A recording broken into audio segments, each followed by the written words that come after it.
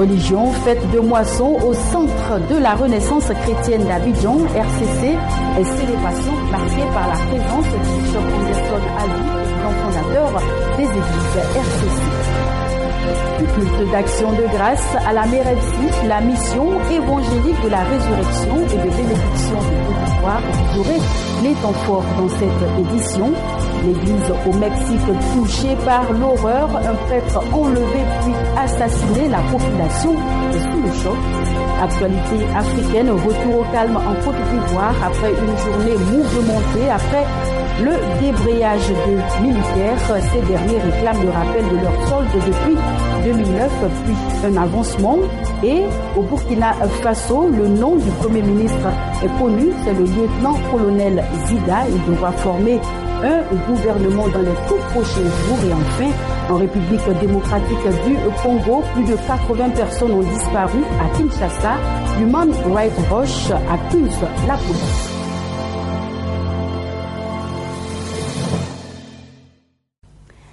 Bienvenue à cette nouvelle session d'information. Le RCC, le Centre de la Renaissance chrétienne d'Abidjan, a vécu un moment particulier le week-end dernier avec la fête de moisson pour rendre grâce à l'Éternel.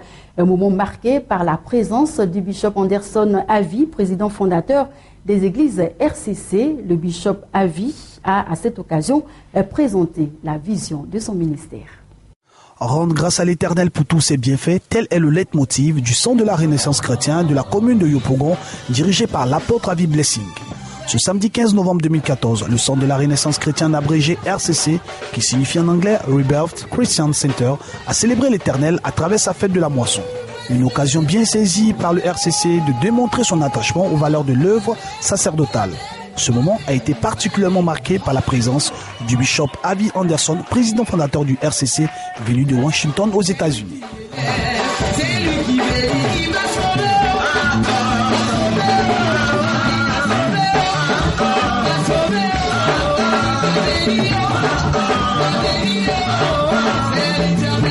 C'est dans cette atmosphère dirigée par le Saint-Esprit que le bishop Ali Anderson, président fondateur du RCC, venu spécialement des États-Unis pour ce programme, a présenté la vision au peuple. Tout ce que nous voulons faire doit être en Christ. Vous voyez un peu en dessous ces centres chrétiens. On veut que tout soit fait sur la Bible.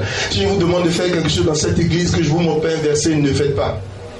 Si je vous dis que l'Esprit de Dieu m'a dit que ce n'est pas dans la Bible, ne le faites pas, parce que Dieu ne se contredit pas. Amen. Oh, je croyais que tu allais dire Amen. Amen.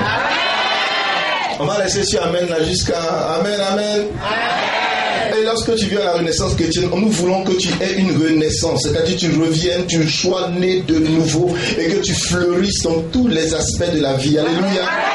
Tu fleuris au nom de Jésus-Christ. Voici pourquoi nous avons ce logo de la Renaissance. Amen. À la suite du brillant exposé, autour de l'apôtre Ali Blessing, représentant RCC en Afrique, a donné les oracles du Seigneur. Loin de l'Éternel, a nourri spirituellement le peuple avec un message fort.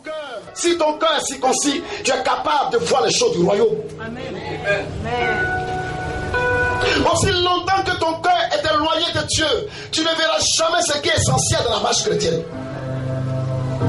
En tant que chrétien, nous sommes testés par Dieu pour que notre vie chrétienne prenne du volume.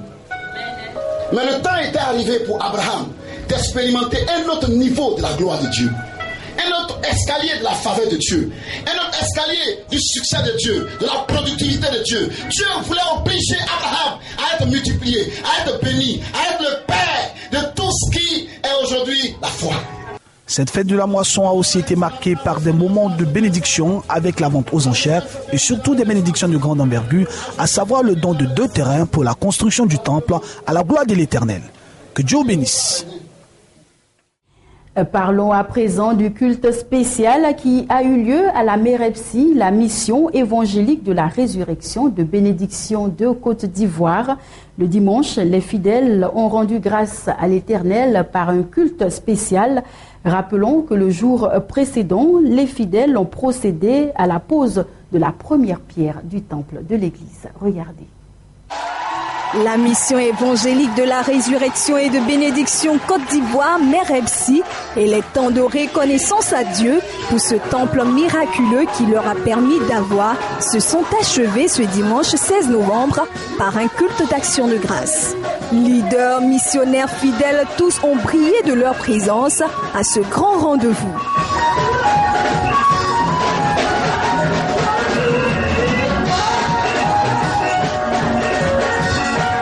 Louanges, chants et pas de danse ont rythmé ce culte au cours duquel la servante de Dieu, Madame Ziaou, leader de la dite mission, a partagé un message qui s'inscrit dans la mouvance de cette célébration, c'est-à-dire la contribution de tout un chacun à la construction de l'œuvre de Dieu. Le temps de s'asseoir et de bien faire est révolu. Le temps de dormir est révolu. Le temps de critiquer est révolu. Le temps de murmurer est révolu. Lèvons-nous et bâtissons. Lèvons-nous et construisons. Nul ne peut accomplir la volonté de Dieu sans faire face à l'adversité. C'est en définitive ce qui apparaît dans le message de la servante de Dieu. Pour les missionnaires qui l'accompagnent dans l'exécution de cette tâche, c'est un grand moment qu'ils apprécient à sa juste valeur. Ce sont des sentiments de joie et de reconnaissance à Dieu qu'ils ressentent. C'est vraiment toute une joie pour moi de savoir que mon Dieu ne déçoit pas. Il vient de le prouver encore. Il nous a donné les moyens pour construire ce temple que nous voulions lui rendre. Et il nous donne encore les moyens pour organiser cette fête. En tout cas, dans le secret, je sais comment tout s'est passé. Mon cœur est réjoui. Je voudrais dire à tous ceux qui n'ont pas Jésus dans leur vie, vraiment qu'il n'y a pas son Dieu qui donne leur vie réellement à Jésus. Il est capable de décanter toute situation. Il a décanté la situation de cette mission. Depuis vendredi, nous sommes là pour la dédicace. Nous bénissons le nom du Seigneur de ce que il a permis ce temps précieux. Un temps de reconnaissance, mais aussi un temps où il nous donne de lui confier nos vies. C'est lui qui nous donne les moyens de bâtir ce temple. Et comme le message l'a si bien signifié, il permettra que les moyens à la fois spirituels et physiques soient donnés pour que nous puissions bâtir ce temple à la gloire de son nom. Je suis très heureux d'avoir passé ce temps avec mes frères de Divo. Donc je bénis le nom du Seigneur pour également la télévision Béni TV pour tout ce qu'elle fait pour la proclamation de l'évangile du Seigneur. La mission évangélique de la résurrection et de bénédiction Mère Ebsi, c'est le témoignage que Jésus est vivant et continuera toujours d'agir.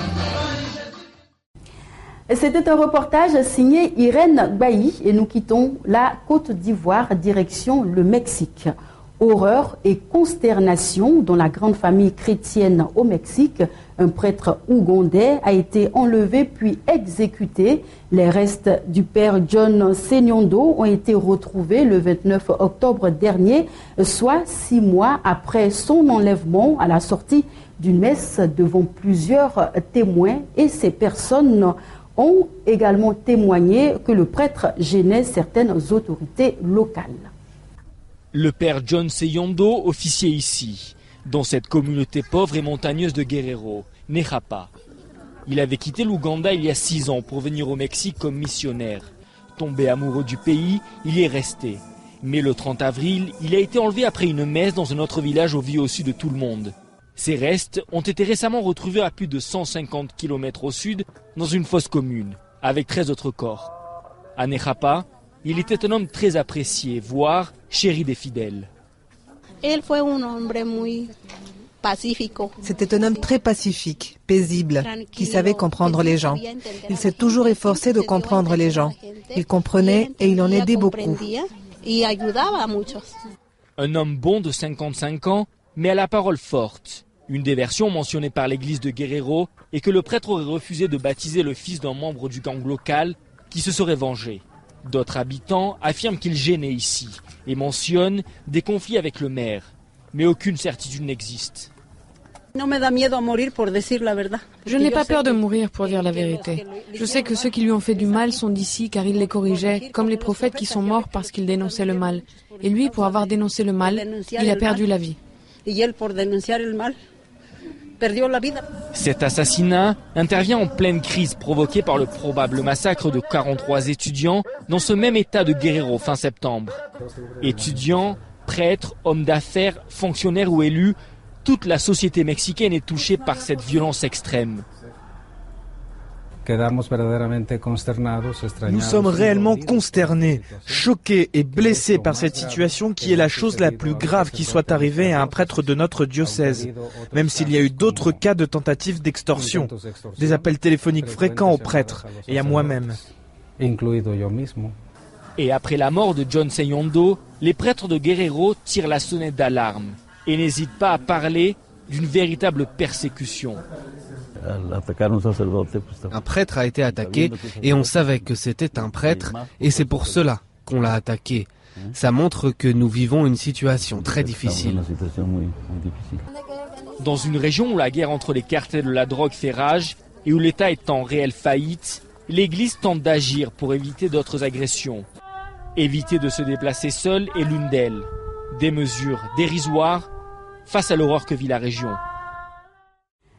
Refermons l'actualité chrétienne avec l'apothéose de la CISCA 2014, la conférence internationale des serviteurs et servantes de Christ d'Abidjan, un dernier jour marqué par les enseignements du docteur révérend Mamadou Karambiri et son épouse, le pasteur Hortense Karambiri. Le premier cité a instruit le peuple sur les orientations du ministère et le pasteur Hortense Karambiri, pour sa part, a donné un enseignement sur le mariage. Rappelons que ce programme a été organisé par le Centre international d'évangélisation du révérend Dr Mamadou Karambiri et avait comme thème la révélation de la parole, une onction fraîche, une vie, un ministère fructueux. Christian Brio pour les détails. La conférence internationale des serviteurs et servantes de Christ d'Abidjan, en abrégé CISCA, édition 2014, a tenu toutes ses promesses. Un moment d'impactation organisé par le Centre international d'évangélisation, dirigé par le révérend Dr Mamadou Karambiri. Pour cette édition 2014, cette conférence internationale s'est tenue pendant 4 jours, allant du 12 au 15 novembre, et ce sont les locaux du temple Galilée de l'église méthodiste unie de la commune de Cocody, plateau d'Okuy, qui ont abrité cet événement, avec pour thème la révélation de la parole, une onction fraîche, une vie et un ministère fructueux. Ce sont plusieurs servantes et serviteurs de Dieu qui ont effectué très nombreux le déplacement ce samedi 15 novembre 2014 pour être enseignés, instruits et équipés sur la base de la parole de Dieu. Le pasteur Hortense Karambiri, épouse du révérend Dr Mamadou Karambiri, a instruit le peuple sur les tares qui minent les mariages chrétiens. Du moins, comment est-ce que le diable, dans sa ruse, divise les enfants de Dieu. L'amour doit être le maître mot de votre foyer. Et le pardon doit être le maître mot de votre foyer. Le pardon, encore le pardon et toujours le pardon. Faites en sorte que certains ennemis du foyer ne viennent pas déséquilibrer votre foyer. Je vais juste citer rapidement certains ennemis du foyer. Il y a le manque de pardon qui est l'ennemi numéro 1 du foyer.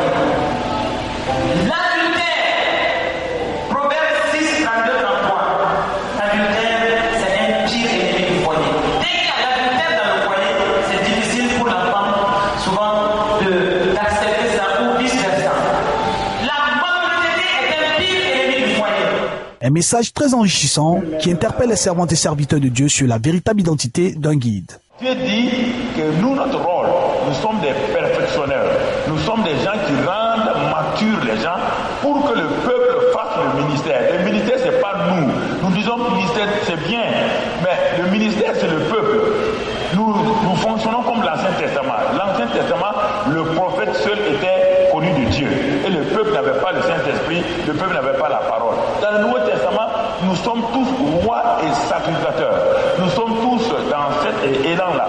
Alors, notre rôle en tant qu'apôtre, prophète, c'est de prendre les gens, comme David qui avait l'onction. On lui a envoyé 400 voyous, 400 endettés, 400 personnes qui souffraient. Au bout de quelques années, David les a transformés, ils sont devenus des champions, des hommes voyants de David, des champions de Dieu. Notre but en tant que ministère, ces 5 ministères-là, c'est d'équiper le peuple de Dieu. C'est de prendre des gens, enfants de la rue, c'est de prendre des voyous. Ils viennent, ils se donnent à Christ. On les équipe.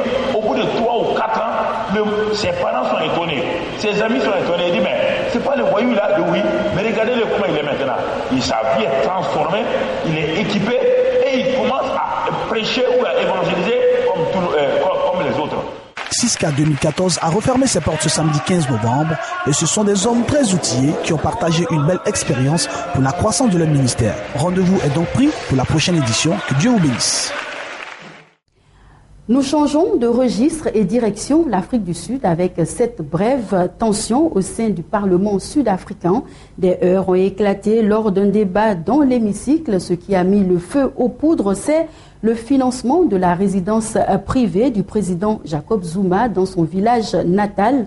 Un incident sans précédent depuis 20 ans au sein de l'Assemblée nationale. L'incident aurait éclaté après que la présidente de l'Assemblée nationale proche du président de la République ait refusé de donner la parole à un membre de l'opposition. Ce dernier voulait avoir des explications sur le coût de la résidence privée du chef de l'État. Le vice-président du pays, Cyril Ramaphosa, a donc rencontré le mardi dernier les responsables de l'opposition dans le but de faire baisser la tension. Journée chaude également en Côte d'Ivoire. Hier, les FRC mécontentes ont débrayé et paralysé plusieurs villes du pays. Bouaké, Daloa, Korogo, Ferkessé-Dougou et Abobo ont été mouvementés. Les soldats réclament des arriérés de soldes et des avancements. Écoutons à présent le ministre de l'Intérieur ivoirien, Ahmed Bakayoko, qui a été reçu sur le plateau du journal télévisé de 20h de la télévision nationale ivoirienne. La situation de sécurité est calme, donc le calme est revenu. Effectivement, depuis ce matin, certains éléments de l'armée ont manifesté leur mécontentement pour la prise en compte d'un certain nombre de préoccupations. Donc, il y a eu une réponse tout à l'heure, là vous en avez fait cas du ministre de la Défense. Je viens donc ce soir sur le plateau rassurer tout le monde. D'abord, ces jeunes, leur dire que leur message a été entendu. Le président de la République les a compris. Ensuite, sa réponse quant à leurs préoccupations, elle est positive. Elle est positive, elle est sans embâche, elle est claire, elle est nette, elle est positive. Et donc, également dire aux populations que le pays est au calme. Le calme est revenu. Nous allons, dès demain, dans le cadre des discussions avec les représentants de ces jeunes-là, travailler concrètement sur les modalités d'exécution des différentes mesures qui ont été arrêtées par le président de la République pour faire droit à leurs préoccupations. Ce qui veut dire qu'un dialogue direct a été engagé avec eux. Tout à fait. Nous avons parlé à la plupart des jeunes, leurs représentants d'Abobo, de Bouaké, de Korogo et même de Daloa. Ils ont été en contact également avec le chef de corps, etc. Il y avait deux grandes préoccupations. Un groupe de militaires, ils sont 575, qui ont été recrutés, qui ont été intégrés dans l'armée en 2011 et ils demandaient la prise en compte de leurs soldes, des arrivées de soldes à compter de 2009. La réponse, elle est positive. En fin novembre, ils auront une moitié. En fin décembre, ils auront l'autre moitié. L'autre groupe, le plus important, qui sont les caporaux, ils sont 8400, qui demandaient leur prise en compte que leurs soldes, les arrivées de soldes, court à compter de 2009. La réponse, elle est claire, elle est nette, elle est positive. Donc, tout ce qui reste, c'est de voir avec eux les modalités pour l'exécution. Je dois même vous dire que le président n'était pas très content de savoir que cette question qui était prévue par les accords de Ouaga depuis 2009 n'avait pas été traitée et exécutée. Donc, ce que je veux dire aux jeunes, vous êtes exprimés, vous avez parlé, le président a compris, il a donné des instructions au gouvernement pour régler votre problème. Direction à présent le Burkina Faso. Michel Kafando a prêté serment hier. Le nouveau président de la transition burkinabé a désormais carte blanche pour conduire le pays aux prochaines élections de 2015. Et le nouveau chef d'État a déjà nommé le Premier ministre et c'est sans surprise le lieutenant-colonel Zida qui a été appelé à cette nouvelle fonction. La nouvelle a été accueillie de façon mitigée par la population. Je voudrais vous dire que je reçois cette charge avec beaucoup d'honneur. mais aussi avec beaucoup d'humilité. L'humilité de quelqu'un qui n'est là que pour une période transitoire. L'humilité de quelqu'un qui est conscient que le pouvoir qu'il détient appartient au peuple. Je tiens à vous rassurer que l'autorité que nous entendons incarner, je dis bien nous avec le gouvernement et le Conseil transitoire, le Conseil national transitoire, nous serons hautement respectueux de notre Constitution et de la Charte que nous venons d'adopter. Je vois comme défi majeur, d'abord la stabilité. Dieu merci, nous avons eu une armée qui a été vraiment responsable et qui nous a garanti la stabilité jusqu'à présent. Si nous arrivons à poser les bases d'une solution pour les problèmes de la jeunesse, et si nous arrivons également à poser les bases d'une réconciliation nationale, je crois que nous avons tracé un sillon. Nous ne pouvons que tracer un sillon. Rapport très accablant sur la police de Kinshasa. Human Rights Watch accuse la police quinoise d'avoir procédé à des exécutions extrajudiciaires, cela au cours d'une vaste opération anti-banditisme contre les bandes organisées appelées Kuluna. 51 tués et 33 disparus en marge d'opérations policières comme celle-ci en République démocratique du Congo. L'ONG Human Rights Watch accuse la police de Kinshasa d'avoir procédé à des exécutions extrajudiciaires lors d'une vaste opération anti-banditisme contre des bandes organisées appelées les Kuluna. Ils allaient d'un quartier à l'autre à la recherche de personnes suspectes d'être membres des Kuluna et de parfaits innocents ont été pris pour cible. Dans certains cas, ils ont tiré des jeunes hommes de leur maison et beaucoup ont été frappés et humiliés sous les yeux de leur famille et des voisins. Et dans certains cas, ils étaient exécutés.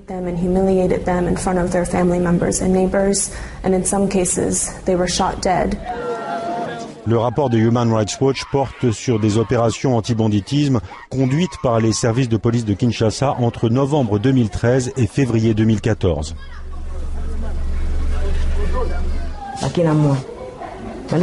Ils sont partis avec mon fils.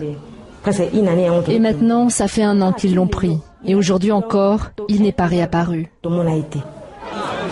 En réponse au rapport de Human Rights Watch, les autorités congolaises ont communiqué la liste d'une trentaine de policiers condamnés pour leur comportement lors de ces opérations, dont 5 pour meurtre.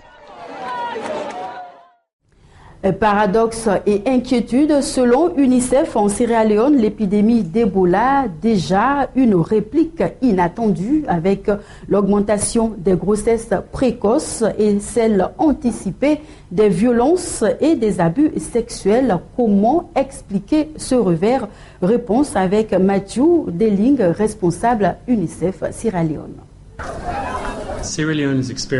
La Sierra Leone est en train de vivre un traumatisme collectif avec Ebola, qui inflige stress, frustration et colère à la population. On s'attend à une explosion des violences sexuelles et des abus envers les femmes. Nous sommes dans un environnement aujourd'hui où les écoles sont fermées. 2,8 millions de jeunes sont privés d'école. C'est un pays aussi où il y a un fort taux de grossesse précoce, même avant Ebola. 40% des mères avaient moins de 18 ans et 50% des filles sont mariées avant 18 ans aussi. En combinant les écoles fermées, un problème de sécurité alimentaire et les communautés enfermées dans leur zone ne pouvant pas se déplacer d'un quartier à un autre, cela paraît assez logique de penser qu'il y aura une augmentation des grossesses précoces.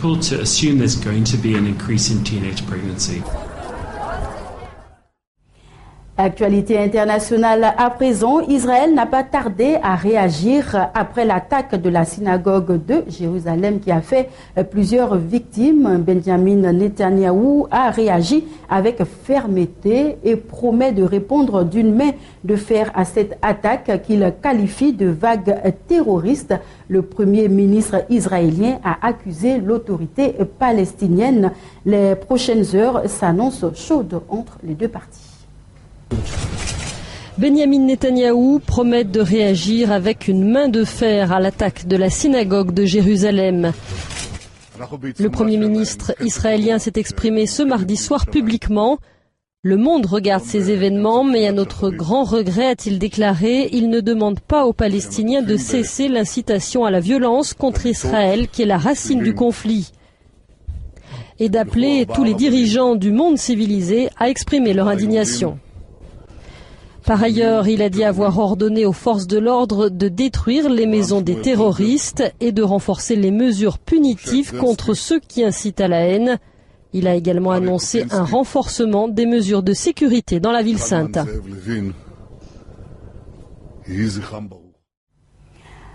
Madame, Monsieur, bien-aimés, c'est ici que prend fin cette édition d'information. Merci de rester fidèles à Béni TV, la chaîne de ta grâce. Que Dieu vous bénisse.